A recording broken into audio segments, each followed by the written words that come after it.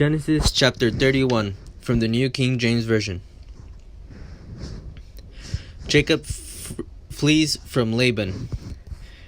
Now Jacob heard the words of Laban's son, saying, Jacob has taken away all that was our father's, and from what was our father's he has acquired all this wealth. And Jacob saw the countenance of Laban, and indeed it was not favorable toward him as before. Then the Lord said to Jacob, Return to the land of your fathers and your family, and I will be with you. So Jacob sent and called Rachel and Leah to the field to his flock, and said to them, I see your father's countenance, that it is not favorable toward me as before, but the God of my father has been with me, and you know that with all my might I have served your father. Yet your father has deceived me and changed my wages 10 times, but God did not allow him to hurt me. If he said thus, the speckled shall be your wages, then all the flocks bore speckled.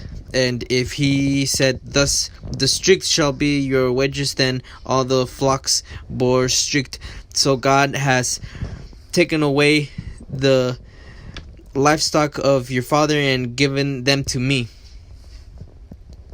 And it happened at the time when the flocks conceived, that I lifted my eyes and saw in a dream, and behold, the rams which leaped upon the flocks were streaked, speckled, and gray spotted. Then the angel of God spoke to me in a dream, saying, Jacob. And I said, Here I am. And he said, Lift your eyes now and see, all the rams which leap on the flocks are streaked, speckled, and gray spotted. For I have seen all that Laban is doing to you. I am God of Bethel, where you anointed the pillar, and where you made a vow to me. Now arise, get out of this land, and return to the land of your family.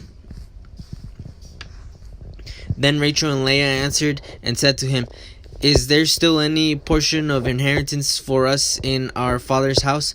Are we not considered strangers by him? For he has sold us, and also completely consumed our money. For all these riches which God has taken from our father are really ours and our children's. Now then, whatever God has said to you, do it. Then Jacob arose, set his sons and his wives on camels, and he carried away all his livestock and all his possessions which he had gained, his acquired livestock which he had gained from Padan Aram, to go to his father Isaac in the land of Canaan. Now Laban had gone to shear his sheep, and Rachel had stolen the household idols that were her father's.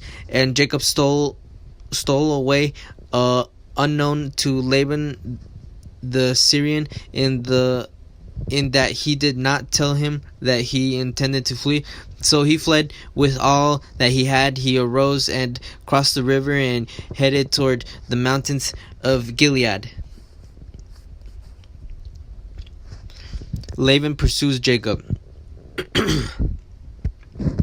And Laban was told on the third day that Jacob had fled. Then he took his brethren with him and pursued him for 7 days' journey, and he overtook him in the mountains of Gilead. But God had come to Laban the Syrian in a dream by night, and said to him, Be careful that you speak to Jacob neither good nor bad.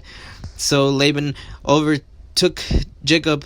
Now Jacob had pitched his tent in the mountains, and Laban with his brethren pitched in the mountains of Gilead. And Laban said to Jacob, What have you done, that you have stolen away unknown to me, and carried away my daughters like captives taken with the sword? Why did you flee away secretly and steal away from me, and not tell me? For I might have sent you away with joy and songs, with timbrel and harp, and you did not allow me to kiss my sons and my daughters. Now you have done foolishly. In so doing, it is in my power to do you harm, but the God of your father spoke to me last night, saying, Be careful that you speak to Jacob neither good nor bad. And now you have surely gone, because you greatly long for your father's house. But why did you steal my gods? Then Jacob answered and said to Laban, Because I was afraid, for I said, Perhaps you would take your daughters from me by force. With whomever you find your gods, do not let him live in the presence of our brethren, and identify what I have of yours and take it with you. For Jacob did not know that Rachel had stolen them.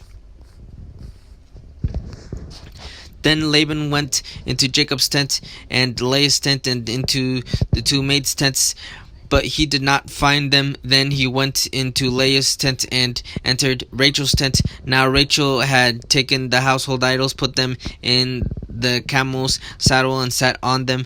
And Laban searched all about the tent, but did not find them. And she said to her father, Let it not displease my lord that I cannot rise before you, for the manner of woman is with me. And he searched, but did not find the household idols. Then Jacob was angry and rebuked Laban, and Jacob answered and said to Laban, What is my trespass? What is my sin that you have so hotly pursued me? Although you have searched all my things, what part of your household things have you found?